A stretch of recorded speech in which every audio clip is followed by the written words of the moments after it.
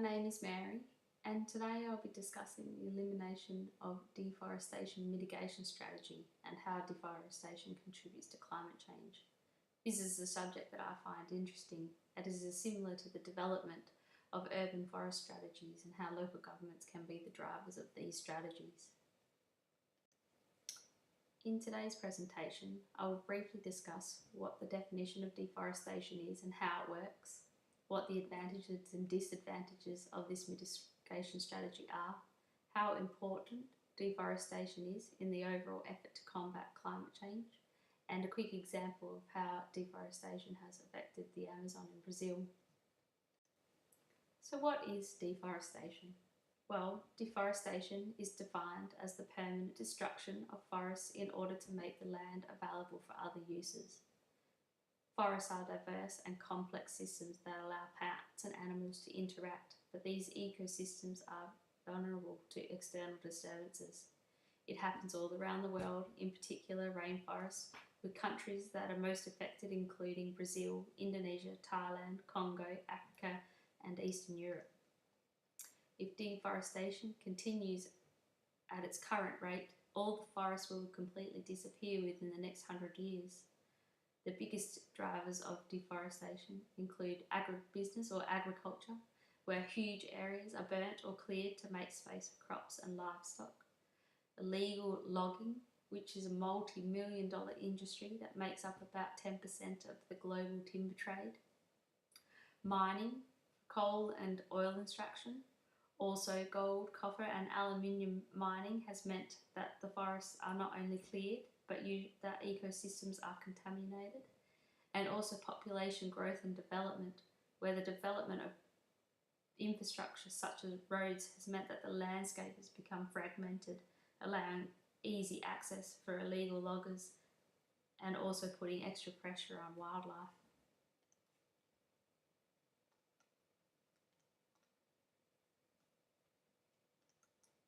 As we know, deforestation is infecting the entire planet, with 18% of all greenhouse gas emissions that are a direct result of deforestation.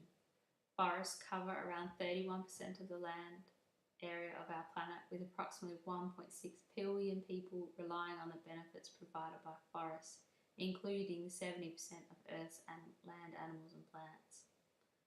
Unfortunately, around 58,000 square miles of forest are still being removed today. To put that in perspective, that's approximately 48 football fields that are cleared every minute. Trees are usually removed from the forest as fuel from expanding urbanisation, for commercial timber and ingredients such as palm oil and soil, and to create grazing land for cattle. It has been said that clear-cutting forests is an ecological trauma that has no place in nature except for natural forces in nature like volcanic eruptions. All these activities not only remove our beautiful forests and these plants and animals within that ecosystem, it also contributes to climate change. Deforestation is a contributing factor to climate change and is heavily impacting the climate cycle. Forests are natural sinks which store 300 billion tonnes of carbon. That's 40 times the annual greenhouse gas emissions produced by fossil fuels stored in forests. The absence of vegetation can influence the regional climate as it interrupts exchanges with the water vapour and carbon between the atmosphere and terrestrial land surface.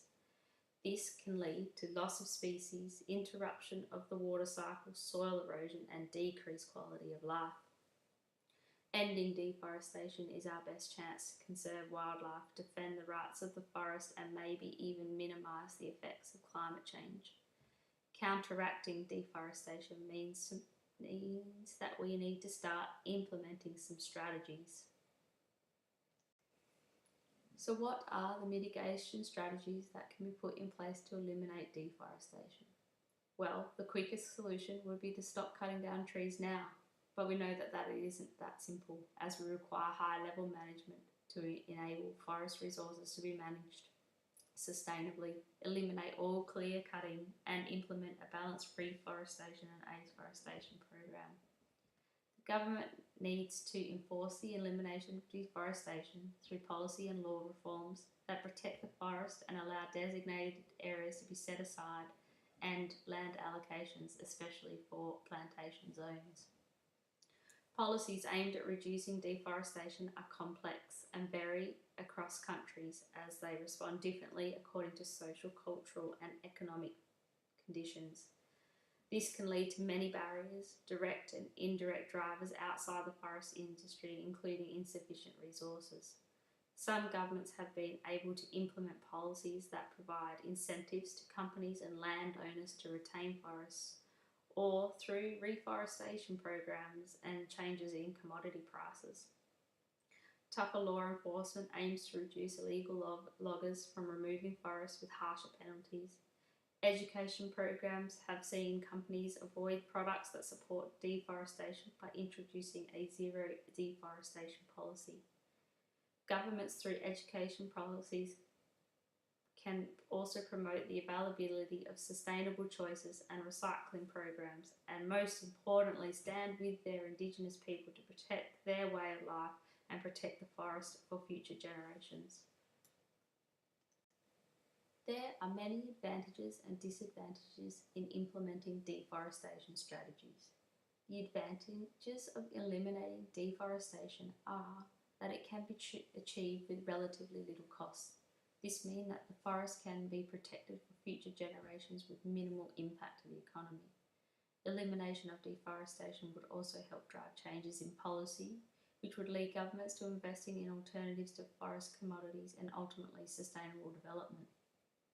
There are also some difficulties in eliminating deforestation, as encouraging change can be difficult. Policy implementation can be effective, but is usually accompanied by education campaigns. This can also put pressure on already limited resources. Reforestation programs are not always simple, as they are not always just about replanting trees. Disruption to the carbon cycle, water cycle, and other natural ecosystems that once existed are not so easy to replace and replicate, and usually require significant financial support to ensure that these efforts are maintained through other strategies such as weed management practices.